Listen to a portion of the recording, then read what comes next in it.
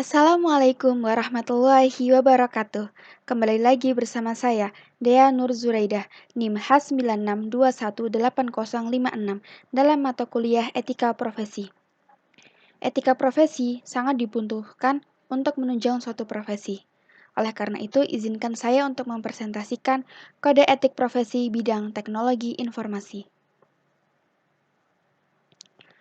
Kode Etik Profesi.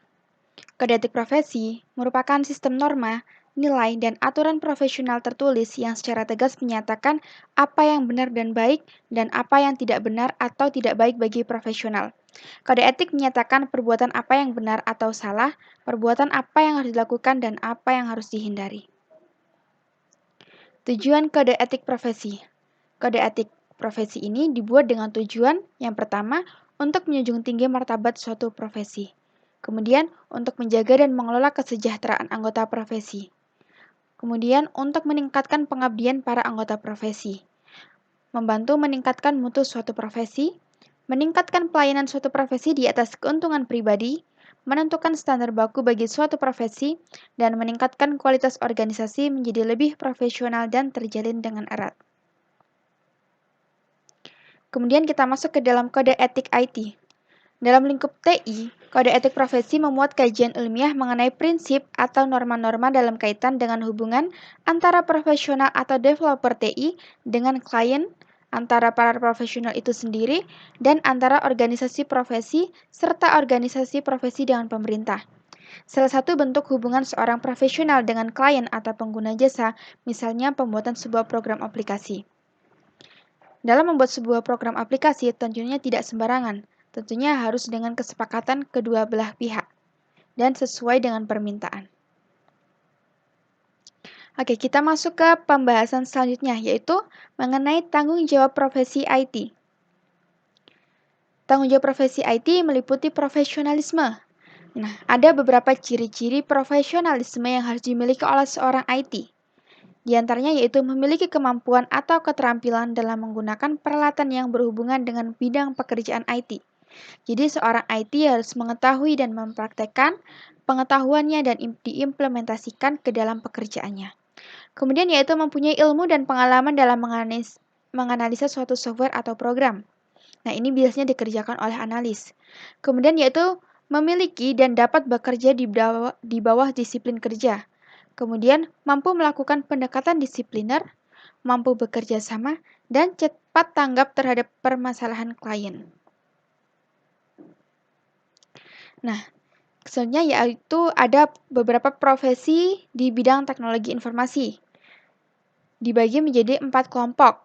Kelompok yang pertama merupakan mereka yang bergelut di dunia perangkat lunak, baik yang merancang sistem operasi, database, maupun sistem aplikasi, seperti sistem analis. Nah, sistem analis ini orang yang bertugas untuk menganalisa sistem yang akan diimplementasikan, mulai dari menganalisa sistem yang ada, tentang kelebihan, kekurangan, sampai studi kelayakan dan desain sistem yang akan dikembangkan. Kemudian yaitu programmer, orang yang bertugas mengimplementasikan rancangan yang telah dibuat oleh sistem analis. Nah, peran programmer yaitu membuat program, baik aplikasi maupun sistem operasi, sesuai dengan sistem yang telah dianalisa sebelumnya. Kemudian yaitu ada web designer, yaitu orang yang melakukan kegiatan perencanaan, termasuk kelayakan, analisis dan desain terhadap suatu proyek pembuatan aplikasi berbasis web. Kemudian yaitu ada web programmer, yaitu orang yang bertugas untuk mengimplementasikan rancangan web designer, yaitu membuat program berbasis web sesuai dengan desain yang telah dirancang sebelumnya. Dan banyak profesi yang serupa. Kemudian yaitu kelompok kedua adalah mereka yang bergelut di bidang perangkat keras. Contohnya technical engineer, kemudian networking engineer. Nah, selanjutnya yaitu kelompok ketiga adalah mereka yang berkecimpung dalam operasional sistem informasi, misalnya saja EDP operator dan administrator.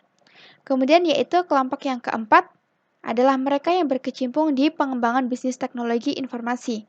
Pada bagian ini, pekerjaan diidentifikasi dan dikelompokkan di berbagai sektor industri teknologi informasi.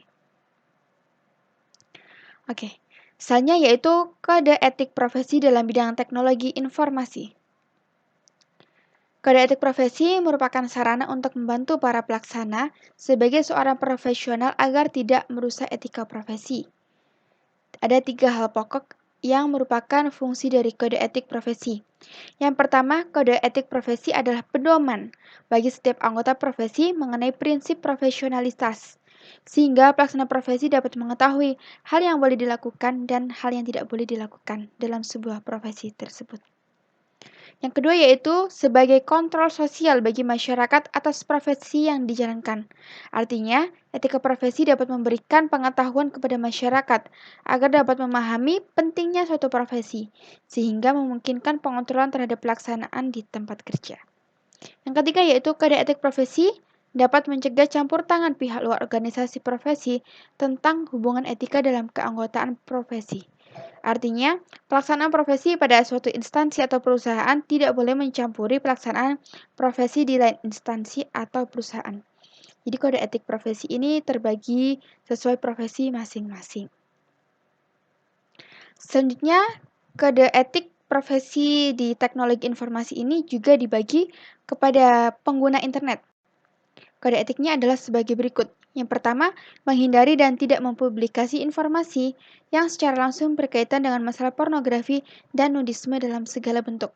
Kemudian, menghindari dan tidak mempublikasi informasi yang memiliki tendensi menyinggung sara, termasuk penghinaan, pelecehan, pendiskredititan, penyiksaan, serta segala bentuk pelanggaran hak atas perseorangan, kelompok, lembaga, atau institusi lain.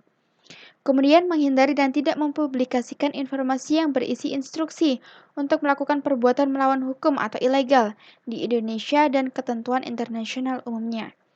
Kemudian yaitu tidak menampilkan segala bentuk eksploitasi terhadap anak-anak di bawah umur dan tidak mempergunakan, mempublikasikan, dan atau saling tukar materi dan informasi yang memiliki korelasi terhadap kegiatan pirating, hacking, dan cracking. Selanjutnya yaitu ada kode etik programmer, di mana seorang programmer tidak boleh membuat atau mendistribusikan malware atau virus. Kemudian yaitu seorang programmer tidak boleh menulis kode yang sulit diikuti dengan secara sengaja. Kemudian tidak boleh menulis dokumentasi yang sengaja untuk membingungkan atau tidak menulis dokumentasi dengan akurat. Kemudian tidak boleh menggunakan ulang kode dengan hak cipta kecuali telah membeli atau meminta izin. Kemudian tidak mencari keuntungan dari tambahan proyek yang didanai oleh pihak kedua tanpa izin, tidak boleh mencuri software khususnya development tools, tidak boleh menerima dana tambahan dari berbagai pihak eksternal dalam suatu proyek secara bersamaan kecuali mendapat izin. Kemudian tidak boleh menulis kode dengan sengaja menjatuhkan kode programmer lain untuk mengambil keuntungan pribadi dalam menaikkan suatu status. Kemudian tidak boleh membeberkan data-data penting karyawan dalam perusahaan, tidak boleh memberitahu masalah keuangan kepada pekerja, tidak pernah mengambil keuntungan dari pekerjaan orang lain, tidak boleh mempermalukan profesinya, tidak boleh secara asal-asalan menyangkal adanya bug dalam aplikasi, tidak boleh mengenalkan bug yang ada di dalam software yang nantinya programmer akan mendapatkan keuntungan dalam membetulkan bug. Terus mengikuti pada perkembangan ilmu komputer. Jadi seorang programmer ini harus mengikuti tata cara atau etika dalam sebuah profesi sebagai programmer. Kemudian yaitu terdapat pelanggaran etika profesi di bidang IT. Yang pertama merupakan kejahatan komputer atau yang biasanya disebut dengan computer crime, yaitu kejahatan yang ditimbulkan karena penggunaan komputer secara ilegal atau tanpa izin. Kemudian, kejahatan komputer terus berkembang seiring dengan kemajuan teknologi komputer saat ini. Seperti yang kita ketahui, semakin berkembangnya zaman, teknologi semakin meningkat, maka peluang terjadinya kejahatan juga semakin besar. Beberapa kejahatan komputer meliputi denial of service, yaitu melumpuhkan layanan sebuah sistem. Kemudian penyebaran, spam, carding, atau pencurian melalui internet, dan lain-lain. Kemudian yang kedua, pelanggaran yang disebabkan di bidang IT yaitu netiquette yang merupakan aspek penting dalam perkembangan suatu teknologi, di mana internet ini merupakan jaringan yang menghubungkan komputer di seluruh dunia sehingga dapat mengakses satu sama lain. Internet ini menjadi peluang yang baru dalam perkembangan bisnis, pendidikan, kesehatan, layanan pemerintah, dan bidang lainnya. Melalui internet, interaksi manusia dapat dilakukan tanpa harus bertatap muka. Tingginya tingkat pemakaian internet di dunia melahirkan sebuah aturan baru di bidang internet, yaitu Netiquette. Netiquette merupakan etika acuan dalam berkomunikasi menggunakan internet. Standar Netiquette ditetapkan oleh IETF atau The Internet Engineering Task Force, yaitu sebuah komunitas internasional yang terdiri dari operator, perancang jaringan, dan peneliti yang terkait dengan pengoperasian internet. Kemudian, pelanggaran yang ketiga terdapat pada e-commerce. Berkembangnya penggunaan internet di dunia berpengaruh terhadap kondisi ekonomi dan perdagangan negara. Melalui internet, transaksi perdagangan dapat dilakukan dengan cepat dan efisien. Akan tetapi, perdagangan melalui internet atau yang lebih dikenal dengan e-commerce ini menghasilkan permasalahan baru seperti perlindungan konsumen, permasalahan kontrak transaksi, masalah pajak, dan kasus-kasus pemalsuan tanda tangan digital.